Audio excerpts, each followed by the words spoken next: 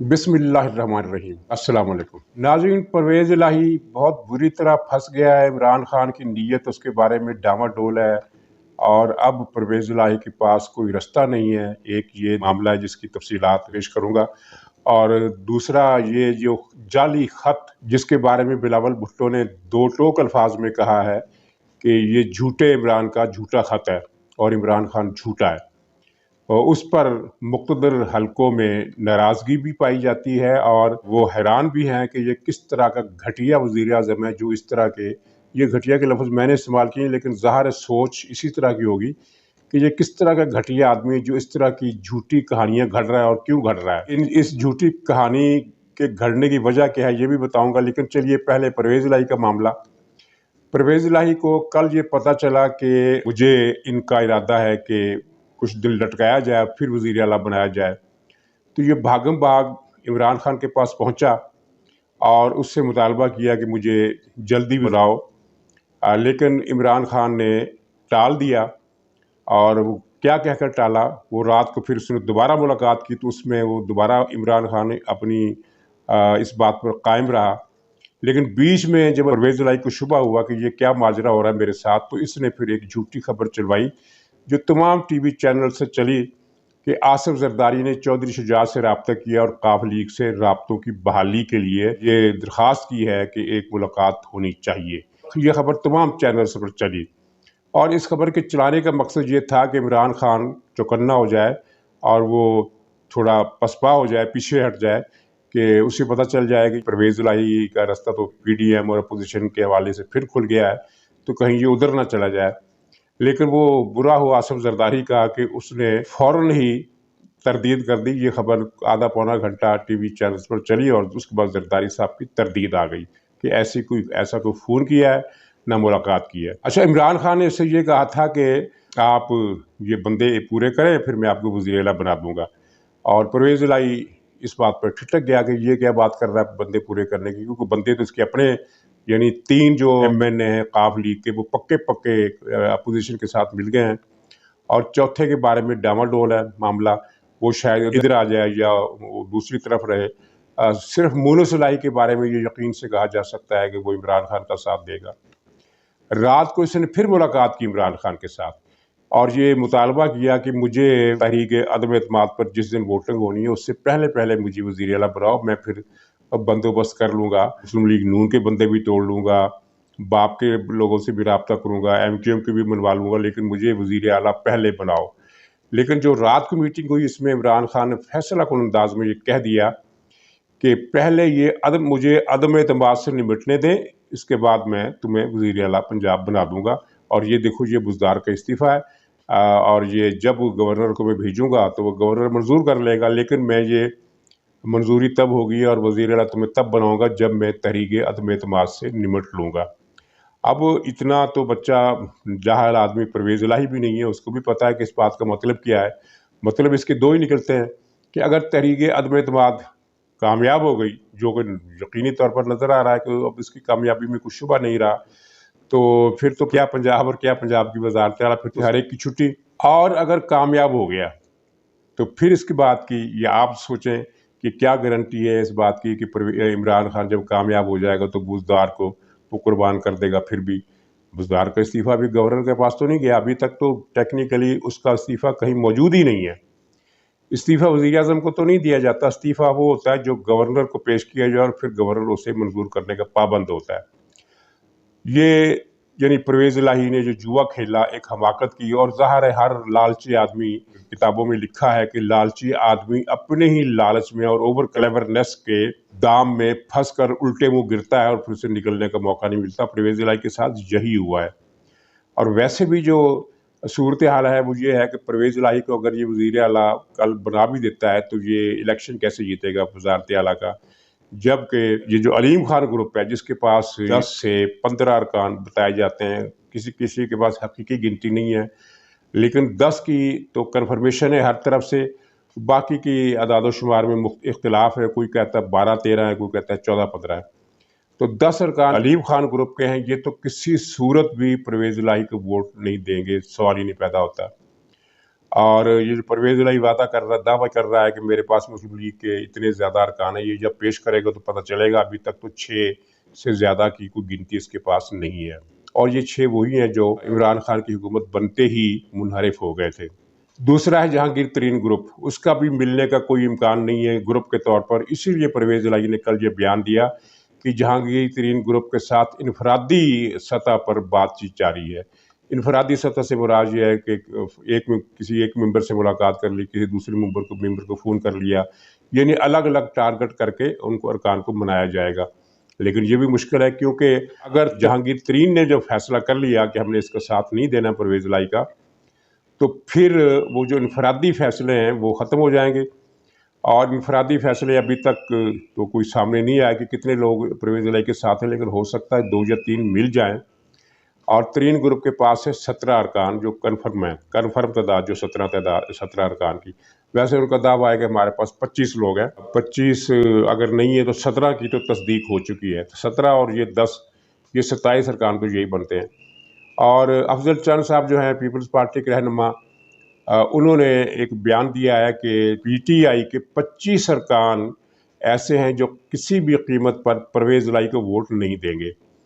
اب یہ واضح نہیں ہے کہ یہ 25 ارکان سے ان کی کیا مراد ہے، یہ ترین گروپ کے اور علیم خان گروپ کے لوگوں کی طرف ان کا اشارہ ہے، لیکن میرا خیال ہے یہ ان کی طرف اشارہ نہیں ہے، ورنہ وہ کہہ دیتے ہیں کہ یہ جو 2 گروپ ہیں پی ٹی آئی میں یہ پرویز الہی کو ووٹ نہیں دیں گے۔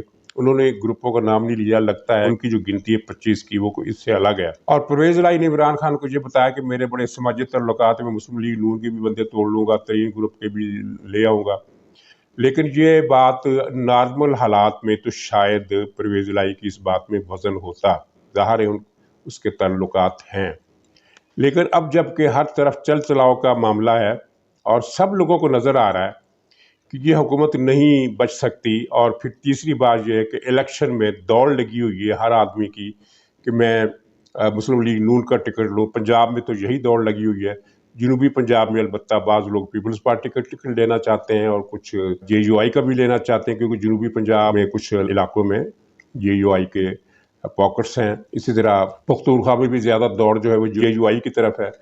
تو ایسے حالات میں مسلم لیگ کا کون سا ایم پی ہوگا جو پرویز الہی کا ساتھ دے کر اپنی اگلی ٹرم کی ٹکٹ جو ہے اس کا ٹکٹ کٹوا دے گا؟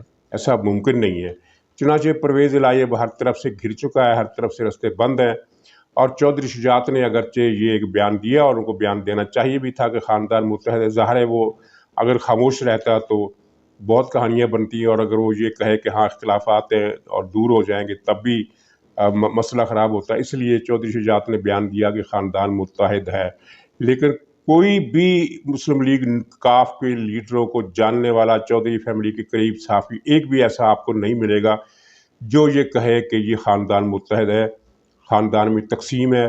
3 ارکان اسمبلی بالکل کلیئر کٹ اپوزیشن کی طرف چلے گئے ہیں، ایک مونوسلائی عمران خان کی طرف ہے، اور جو باقی بچتا ہے 5واں، اس کے بارے میں یقین سے نہیں کہا جا سکتا کہ وہ کس طرف جائے گا، وہ ادھر بھی جا سکتا ہے، وہ ادھر بھی جا سکتا ہے، اور اختلافات اتنے زیادہ ہیں کہ پرویز الہی کی اور شجاعت خاندان کے ایک فرد کے درمیان تو بول چال بھی بند ہے، یہاں تک معاملہ ہے۔ تو پرویز الہی نے بہت زیادہ لالچ کیا، اس کا پتہ نہیں دماغ میں کوئی ایسی خرابی آ گئی، کوئی پیس ڈھیلا ہو گیا کہ اس نے یہ سمجھ لیا کہ اگر میں عمران خان کا ساتھ دوں گا تو 1.5 سال کے لیے وزیر اعلیٰ بن جاؤں گا۔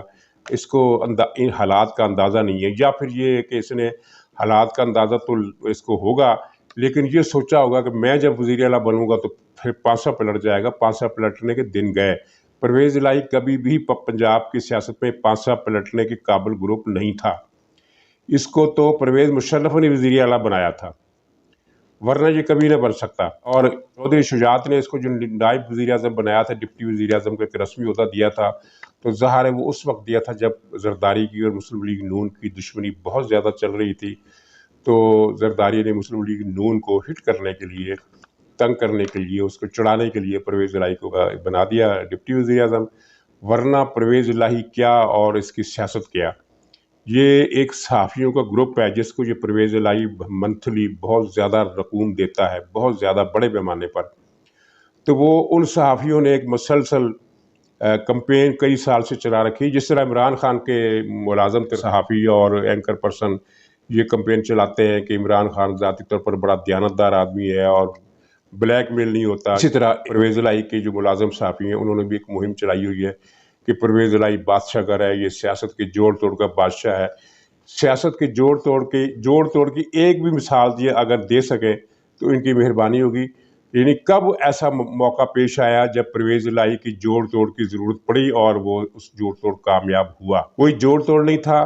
پنجاب میں جب پی ٹی آئی کی حکومت بنی ہے تو اس وقت کی صورتحال آپ کے سامنے. کل کی بات ہے کہ مسلم لیگ نون کی سیٹیں زیادہ تھیں، لیکن اسٹیبلشمنٹ کی مرضی تھی کہ حکومت پنجاب کی بھی تحریک انصاف کو ملے، مسلم لیگ نون کو نہ ملے. چنانچہ آزاد ارکان کو جہانگیر ترین بھر کے لایا اور کاف لیگ اوپر کے اشارے سے یہ تحریک عمران خان کے ساتھ مل گئی. اس میں کہاں ہے جوڑ توڑ؟ جوڑ توڑ کا ان کے پاس کوئی صلاحیت نہیں ہے سوائے یہ ہے کہ یہ صحافیوں کو پیسے دیتے رہے، اپنے حق میں مضمون لکھاتے ہیں اور اپنے حق میں پروگرام کرواتے ہیں. یہاں تک کہ ان کا بعض اخباری مالکان سے بھی معاملہ ہے. مجھے ذاتی طور پر تجربہ ہے کہ اخبارات میں چودھری خاندان کے خلاف خبر نہیں چھپ سکتی، اور یہ فرمائشی مضمون تبصرہ نگاروں کی طرف سے چھپوائے جاتے ہیں کہ دیکھیں چودھری صاحبان جیسا جوڑ توڑ کا بادشاہ پنجاب کی تاریخ میں پیدا نہیں ہوا. جوڑ توڑ کا اگر بادشاہ آپ نے کہنا ہی ہے تو منظور وٹو کو کہیں، جس نے بے نظیر کے زمانے میں پنجاب کی وزارت اعلیٰ کچھ دنوں کے لیے حاصل کر لی تھی. لیکن اگرچہ میں اس کو بھی جوڑ توڑ کا بادشاہ نہیں کہتا، حالات ایسے تھے کہ وہ اس کے پاس بلیک میلنگ کی پوزیشن آ گئی تھی.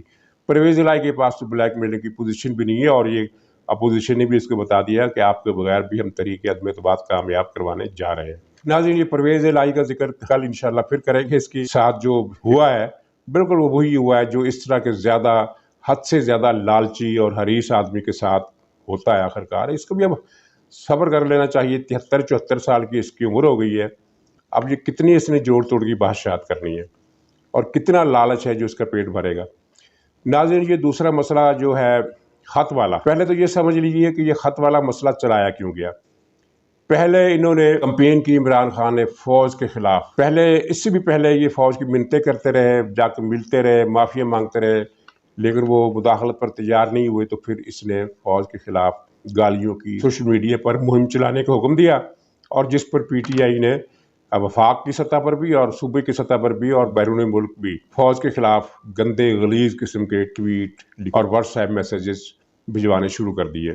لیکن یہ گیم صرف ایک دن چلی، اور ان کو جب بتایا گیا کہ بھی جو کچھ تم لوگ کر رہے ہو وہ ہم دیکھ رہے ہیں، تو پھر عمران خان کی ہوا نکل گئی اور وہ ڈر گیا، اور اس نے پھر حکم دیا تمام لوگوں کو کہ جس نے جو ٹویٹ کی ہے، جو واٹس ایپ میسج کیا ہے وہ ڈیلیٹ کر دیا جائے. چنانچہ لوگوں نے ڈیلیٹ کر دیے. لیکن یہ آپ کے علم میں ہے کہ بہت سارے لوگ ایسے ہیں ٹویٹر پر جو بھانپ لیتے ہیں کہ یہ ٹویٹ جو ہے یہ شاید بعد میں کرنے والا جو ہے ڈیلیٹ کر دے، وہ اس کو سیو کر لیتے، اسکرین شاٹ اس کا سیو کر لیتے، محفوظ ہو جاتا ہے.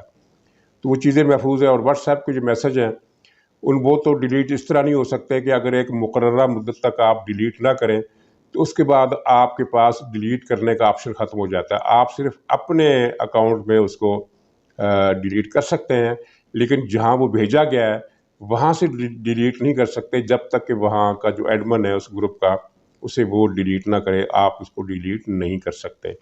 چنانچہ واٹس ایپ میسج بھی محفوظ ہے اور ٹویٹ بھی موجود ہیں. جب ٹویٹ کے معاملے پر بھی ناکامی ہوئی تو پھر اس نے عالمی سازش کا ایک ڈھنڈورا پیٹا کہ عالمی سازش ہوئی میرے خلاف. یہ سارا فراڈ لوگوں تک کھل گیا تھا کہ جب تحریک عدم اعتماد کا فیصلہ ہوا تھا تب تک تو یہ روس گیا ہی نہیں تھا، اور روس میں جا کر اس نے ایسا کون سا تیر مارا کہ امریکہ اس کے دشمن ہو جاتا. یہ سارے کا سارا جھوٹ ہے. اس پر اگر بات کریں گے تو بہت لمبی ہو جائے گی، لیکن اب یہ بات پروون ہے کہ عالمی سازش کا کوئی تعلق نہیں ہے. نہ امریکہ برطانیہ کسی کا کوئی ایشو نہیں ہے، بلکہ امریکہ اور برطانیہ کو تو اس کا مشکور ہونا چاہیے، اور وہ مشکور ہیں کہ اس نے جس طرح سی پیک کو سبوتاژ کیا اور پاک چین تعلقات کو برباد کیا، وہ تو امریکہ کی خدمت کی.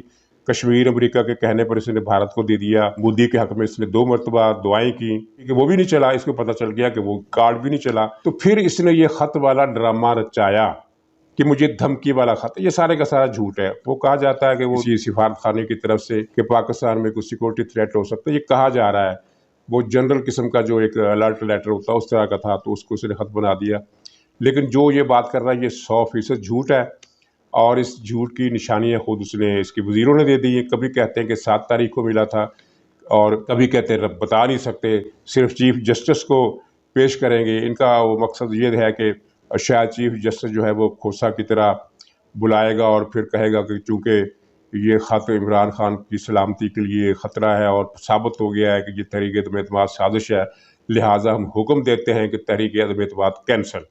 یہ اس پاگل خانے کی ذہنی ایک خوش فہمی ہے کہ عدلیہ کی طرف سے اس طرح کا کوئی حکم آ سکتا ہے. بہرحال یہ جو بھی اس کے وہ ہیں، وہ جس طرح سارا جھوٹ کھلا اور جس طرح شاہد خاقان عباسی نے کہا کہ بھی اگر سچے ہو تو اسے قومی اسمبلی میں پیش کرو، اگر تم پیش نہیں کرتے تو ہم حکومت میں آ کر اس خط کو جو تم لیے پھرتے ہو لے کر چھاپ دیں گے اخبار میں. اس طرح کی باتیں بھی ہوئی ہیں. تو پھر انہوں نے ایک اور جھوٹ بولا کہ ہم نے اس کو مقتدر اداروں کے ساتھ بھی شیئر کیا ہے. اس بات کی حقیقت کیا ہے یہ کل آپ نے اگر ایکسپریس ٹریبون دیکھا ہو، کچھ لوگوں نے، شاید سب نے دیکھ لیا ہوگا، جنہوں نے نہیں دیکھا تو میں ان کے لیے اس ویڈیو میں ڈال دیتا ہوں. تو ایکسپریس ٹریبون نے رپورٹر نے مقتدر حلقوں سے رابطہ کر کے ان سے یہ سوال پوچھا. دفتر خارجہ سے بھی رابطہ کیا اس نے. دفتر خارجہ نے لا علمی ظاہر کی. ظاہر دفتر خارجہ کے جو ملازم ہوتے ہیں وہ افسر جائی بیوروکریسی کا حصہ ہوتے ہیں. وہ ان کے لیے اس طرح کا جھوٹ بولنا، حکومت کی ہاں میں ہاں ملانا ان کا ریکارڈ خراب کرنے کے مترادف ہوتا ہے، کیونکہ وہ چیز ریکارڈ میں آ جاتی ہے، ان کی نوکری کا مسئلہ ہو جاتا ہے. تو چنانچہ انہوں نے انکار کر دیا اور کہا کہ ہمیں اس بارے میں کوئی علم نہیں، ڈینائی کر دیا. پھر مقتدر حلقوں سے، متعلقہ حلقوں سے، یعنی جو اس معاملے میں ڈائریکٹ اسٹیک ہولڈر کہہ لیں یا جو بھی آپ ان کو نام دے لیں، تو انہوں نے جواب دیا. وہ بڑا دلچسپ ہے، وہ آپ اس کی تفصیل میں دیکھ سکتے ہیں اگر اس کو آپ نزدیک کر کے پڑھیں، یا پھر آپ ویب سائٹ پر یہ ٹریبون کی ویب پیج پر چلے جائیں، وہاں سے آپ کو یہ مل جائے گی سٹوری. تو اس میں انہوں نے جو 2 باتیں کی ہیں وہ بڑی واضح ہیں. ایک تو یہ کہ انہوں نے کہا کہ ہمیں اس خط کے، اس عمران خان کے خلاف کسی سازش کے کوئی ثبوت نہیں ملے. ایسا کوئی ثبوت موجود نہیں ہے کہ جس کو ہم کہہ سکیں کہ کوئی سازش ہو رہی ہے. اور دوسری بات جو کی وہ یہ ہے کہ یہ جو موجودہ جو بھی معاملہ ہے تحریک عدم اعتماد کا یا جو بھی چل رہا ہے سلسلہ حکومت کے خلاف، اس میں فارن فنڈنگ کا کوئی ایویڈنس موجود نہیں ہے کہ پاکستان سے باہر سے پیسہ آیا. جس طرح یہ بکواس کر رہے ہیں، جھوٹ بول رہے ہیں کہ ڈالر آ رہے ہیں اور پتہ نہیں یورو آ رہے ہیں اور پتہ نہیں کیا ہو رہا ہے. اور کامن سینس کی بات ہے ناظرین کہ جب بھی کسی ملک میں آؤٹ آف دی وے غیر معمولی طور پر باہر سے ڈالر آتے ہیں تو اس ملک میں ڈالر کا ریٹ گر جاتا ہے، کیونکہ ڈالر کی بہتات ہو جاتی ہے. یہاں تو معاملہ الٹ ہو رہا ہے، یعنی 3 دن میں ڈالر جو ہے وہ 180 سے 182 روپے تک جا پہنچا ہے، اور پچھلے 2 ہفتے میں یہ 3 روپے ڈالر مہنگا ہوا ہے. روپیہ 3 روپے کی ڈالر کے مقابلے میں 3 روپے کے حساب سے نیچے آیا ہے. اگر پاکستان سے باہر کوئی طاقت، غیر ملکی طاقت پاکستان میں ڈالر بھیج رہی ہوتی، اور ظاہر ہے اس نے کو 2000 ڈالر تو نہیں بھیج رہے نا، وہاں کے مطابق تو ہر ایک آدمی کو 30 40 کروڑ، پہلے یہ 15 کروڑ 10 کروڑ سے شروع ہوئے، پھر 15 کروڑ کر دیا. اب جو ان کی تازہ فگر ہے وہ یہ ہے کہ ارکان اسمبلی کو 30 کروڑ روپے دیے جا رہے ہیں. اگر ارکان اسمبلی کو 30 کروڑ دیے جا رہے ہیں تو ظاہر ہے پھر دوسرا ماحول بنانے کے لیے بھی خاصی رقم خرچ کی جاتی ہوگی. اس کا مطلب یہ ہے کہ ڈالروں کی جو ترسیل پاکستان میں ان دنوں باہر سے ہوئی ہے سازشی ممالک کی طرف سے، وہ اربوں کے حساب سے ہے. جب اربوں کے حساب سے رقم پاکستان آئے گی مارکیٹ میں، ڈالر کا ریٹ گرے گا. ڈالر کا ریٹ نہیں گرا بلکہ روپے کا ریٹ گرا. اس کا مطلب ہے کہ ڈالر آیا نہیں ہے بلکہ یہاں سے ڈالر باہر جا رہا ہے، چاہے وہ برآمدات قیمت میں جا رہا ہو، چاہے وہ کسی اور منی لانڈرنگ کے حساب سے، کیونکہ عمران خان کی پوری پارٹی ہے وہ منی لانڈررز کی پارٹی ہے. اور پھر یہ حماقت کے خط میں لکھا گیا ہے کہ اگر تحریک عدم اعتماد ناکام ہوئی تو اس کے نتیجے خطرناک ہوں گے. یہ کیسی دھمکی ہے حضور کہ جو دھمکی دینے والا آپ سے کہہ رہا ہے کہ تحریک عدم اعتماد کو کامیاب ہونے دو. یہ دنیا میں اپنی طرز کی پہلی سازش اور اپنی طرز کا پہلا تھریٹ ہے. اور کسی بھی لحاظ سے دیکھا جائے یہ کہانی اتنی اہم مکانہ ہے کہ کسی بھی زاویے سے یہ اس میں کوئی لاجک نہیں ہے. عمران خان نے پریشانی کے عالم میں یہ کہانی گھڑی اور اس کو خیال نہ رہا کہ یہ اس طرح کی واہیات کہانی جو ہے وہ چلے گی نہیں، اور وہ ناظرین واقعتاً وہ کہانی نہیں چلی جس طرح یہ اس نے دوسری کہانیاں اس زمانے میں چلائیں. اور ناظرین چلتے چلتے آپ کو 2 چھوٹی چھوٹی خبریں دے دوں. ایک انڈیا کی ویب سائٹ ہے News 18، اس میں خبر چھپی ہے کہ پی ٹی آئی کے لوگوں کے حوالے سے کہ ہماری بی بی کے پاس 2 جنات ہیں، 2 جن ہیں، یہ 2 جن جو ہیں یہ حکومت کو بچا لیں گے۔ یعنی اس پی ٹی آئی کی ذہنی سوچ یہ ہے کہ جنات کی مدد سے حکومت بچائی جا سکتی ہے۔ ناظرین، جن ہو یا جادو کے موکلات، وہ کسی ایک فرد پر مؤثر ہو سکتے ہیں، اور وہ بھی خاص شرطوں میں۔ ایسا نہیں کہ آپ کسی کا نام لیں اور اس آدمی پر جادو ہو جائے۔ جس آدمی پر آپ نے جادو کرنا ہے، جس آدمی پر آپ نے جنات بھیجنے ہیں، اس کے جسم سے ٹچ کرنے والی کوئی نہ کوئی چیز، اس کے بال، اس کے کپڑے، اس کا کنگھا، اس کا ہیئر برش، ٹوتھ پیسٹ کرنے والا برش، یعنی جو چیز اس کے جسم سے مس ہوتی رہی ہو مسلسل، اس کا حصول ضروری ہے۔ اور دوسرا یہ ہے کہ اس کا جادو کا اثر اگر ہوا بھی تو اس آدمی پر ہوگا۔ بہت سارے حالات میں ایسا بھی ہوتا ہے کہ جادو کا اثر ہوتا ہی نہیں ہے۔ مثلا ایک آدمی نماز پڑھتا ہے، پاک صاف رہتا ہے، وضو کرتا ہے اور خود بھی دعائیں پڑھتا رہتا ہے، تو اس پر جادو کا اثر ہونے کے امکانات بہت کم ہیں۔ اور دوسری بات یہ ہے کہ فرد سے ہٹ کر جادوگر کچھ بھی نہیں کر سکتا، نہ ہی جنات کچھ کر سکتے ہیں، نہ ہی تاریخ میں انہوں نے کبھی کچھ کیا ہے۔ کیونکہ اگر یہ ہوتا تو پھر ملک دنیا پر حکومت جادوگروں کی ہوتی، جنات کے عاملوں کی ہوتی۔ جنات کی فوج غلام کریں، یہ سب بکواس ہے کہ جنات کی فوج غلام ہوتی ہے۔ جادو کا ایک اپنا فلسفہ ہے، وہ میں کسی اور پروگرام میں اس کے بارے میں کچھ اشارے دوں گا۔ خلاصہ اس کا یہ ہے کہ جادوگر یا جنات کا جو عمل ہے، اس کے قبضے میں کوئی بھی جن اس طرح نہیں آتا کہ وہ اس سے جو چاہے کام لے لے۔ یہ کہانیاں بنی ہوئی ہیں کہ فلاں بابے کے پاس جنات تھے اور اس کے کھیت کی ساری کاشتکاری، وہ واہی بیجی، سب کام وہی کرتے تھے۔ ایسا نہیں ہے۔ موکل اور جنات جس جادوگر کے عمل کے بس میں ہوتے ہیں، وہ ایک خاص کام کی حد تک ہوتے ہیں، اور اس خاص کام کے لیے اس کو چلہ کرنا پڑتا ہے، تپسیا کرنی پڑتی ہے۔ پورا وہ ایک عملیات کا ایک سرکل ہوتا ہے، وہ پورا کرنے کے بعد وہ موکل اور جن کو اس آدمی کی طرف بھیجتا ہے جس کو نقصان پہنچانے کا اس کا ارادہ ہوتا ہے۔ پھر وہ جن اور موکل اس آدمی کے پاس جاتا ہے اور اسے نقصان پہنچاتا ہے، اور جب وہ عمل مکمل ہو جاتا ہے تو پھر وہ جن اور جو موکل ہے وہ اس کے قبضے میں نہیں رہتے۔ نئے عمل کے لیے اسے نئے سرے سے اپنے قبضے میں لینا ہوتا ہے۔ اس طرح کا معاملہ ہے۔ تو پی ٹی آئی کی جہالت بے شبہ ہے کہ تاریخ میں اس سے زیادہ جاہل طبقہ ٹولہ آپ کو کبھی نہیں ملے گا، جو اب بھی یہ سمجھ رہا ہے کہ ہماری بی بی کے پاس 2 جن ہیں، اور وہ 2 جن جو ہیں اس کو تحریک عدم اعتماد کو ناکام کر دیں گے۔ یہ ایک مزاحیہ بات ہے، میں نے بتائی۔ اور دوسری بات جو ہے وہ اس کو آپ مزاحیہ سمجھ لیں یا عبرت ناک سمجھ لیں کہ یہ عمران خان دن میں 3 4 5 مرتبہ اجلاس کرتا ہے۔ صبح کو ترجمانوں کا اجلاس ہو رہا ہے، دوپہر کو وزیروں کو ہو رہا ہے، عصر کے وقت وہ کور کمیٹی کا ہو رہا ہے، 5 6 بجے مشیروں کو ہو رہا ہے، اور پھر پتہ نہیں کیا کیا اس کے اجلاس اس طرح چلتے رہتے سارا دن۔ اور پی ٹی آئی کے لوگ بتاتے ہیں کہ ہر اجلاس میں اس کی آواز بھرا جاتی ہے، اور 1 یا 2 مرتبہ یہ رونے کے قریب ہو جاتا ہے، اور اس کی بس یہ خود پر قابو پا لیتا ہے۔ ورنہ لگتا یہی ہے کہ اب یہ رو دے گا، ابھی اس کی ہچکیاں بن جائیں گی، ابھی اس کی گھگی بن جائیں گی، آنکھوں سے آنسو نکل آئیں گے۔ آنکھیں نم تو ہوتی ہیں، اس کی آواز بھی بھرا جاتی ہے، لیکن پھر یہ خود پر قابو پا لیتا ہے، اور دن میں ہر میٹنگ میں اس کے ساتھ یہ ہو رہا ہے۔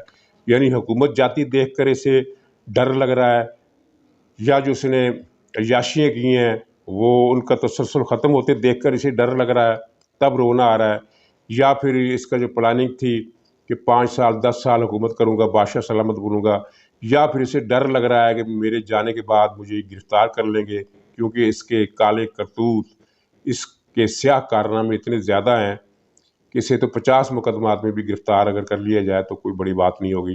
جو بھی ہے، میں نے آپ کو خبر بتا دی کہ 5 مرتبہ دن میں لوگ نماز پڑھتے ہیں، اور یہ 5 مرتبہ دن میں روتا ہے۔ ناظرین اجازت دیجیے، انشاءاللہ کل پھر ملاقات ہوگی۔ خدا حافظ۔